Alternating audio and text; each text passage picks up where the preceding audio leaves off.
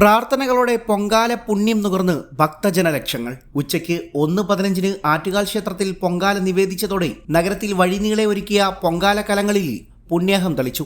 ആദിപരാശക്തിയായ അമ്മയ്ക്ക് മുന്നിൽ നോവും നിറവുകളും സമർപ്പിച്ച് ഭക്തർ ആത്മസായുജ്യമടഞ്ഞു. പായസവും വെള്ള നിവേദ്യവും ഉൾപ്പെടെ ഒട്ടേറെ നേദ്യങ്ങളായിരുന്നു ഭക്തർ തയ്യാറാക്കിയിരുന്നത്.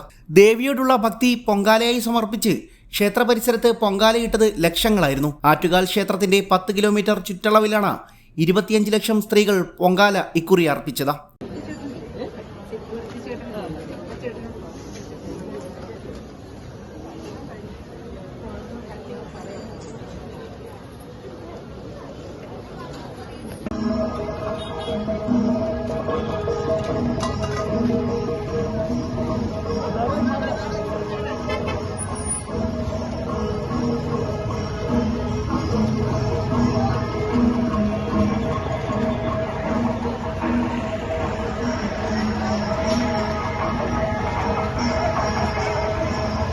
ഇത്തവണ കഴക്കൂട്ടം വരെയാണ് പ്രധാനമായി പൊങ്കാല അടുപ്പുകൾ ഒരുക്കിയത്. കിള്ളിയാറിന്റെയും കരമനയാറിന്റെയും വടക്കുഭാഗം തുടങ്ങി കഴക്കൂട്ടം, കൊച്ചുവേളി, മണ്ണന്തല, വട്ടപ്പാറ വരെയുള്ള പ്രദേശങ്ങളിലേക്ക് പൊങ്കാല അടുപ്പുകൾ ഒരുങ്ങിയിരുന്നു. അഗ്നിശമന സേനയും പോലീസും മെഡിക്കൽ സജ്ജീകരണങ്ങളും അടക്കം സർവ്വസന്നാഹങ്ങളും ഒരുക്കിയായിരുന്നു തിരുവനന്തപുരം നഗരസഭയും ആറ്റുകാൽ പൊങ്കാലയ്ക്ക് വേണ്ടിയുള്ള ക്രമീകരണങ്ങൾ ഒരുക്കിയത്.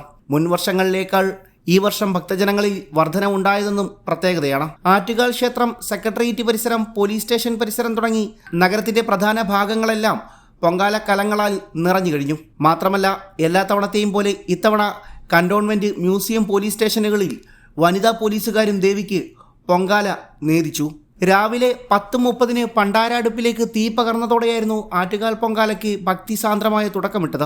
ശുദ്ധപുണ്യാഹത്തിന് ശേഷം തന്ത്രി പരമേശ്വരൻ വാസുദേവൻ ഭട്ടതിരിപ്പാടിന്റെ നേതൃത്വത്തിൽ മേൽശാന്തി വി മുരളീധരൻ നമ്പൂതിരി ശ്രീകോവിലിൽ നിന്നുള്ള ദീപം ക്ഷേത്രത്തിടപ്പള്ളിയിലെ പൊങ്കാല അടുപ്പിൽ പകർന്നു. ഇതേ ദീപം വലിയ തിടപ്പള്ളിയിലും ക്ഷേത്രത്തിന് മുന്നിലും ഒരുക്കിയ പണ്ടാര അടുപ്പിലും പകർന്നു. ഇതോടെയാണ് ആറ്റുകാൽ പൊങ്കാലയ്ക്ക് ഭക്തിസാന്ദ്രമായ തുടക്കം കുറിച്ചത്.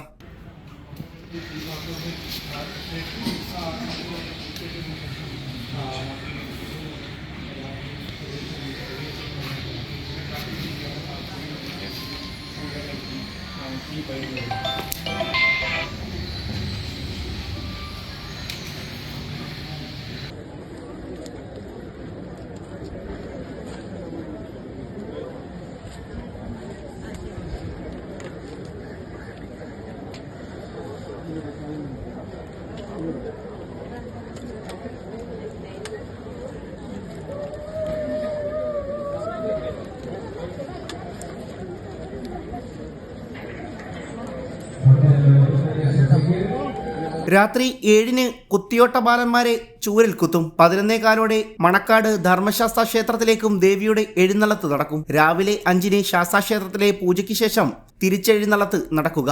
രാത്രി 10-ന് കാപ്പഴിച്ച് ദേവിയെ കുടിയിളക്കുന്നതോടെ ചടങ്ങുകൾക്ക് സമാപനം കുറിക്കും.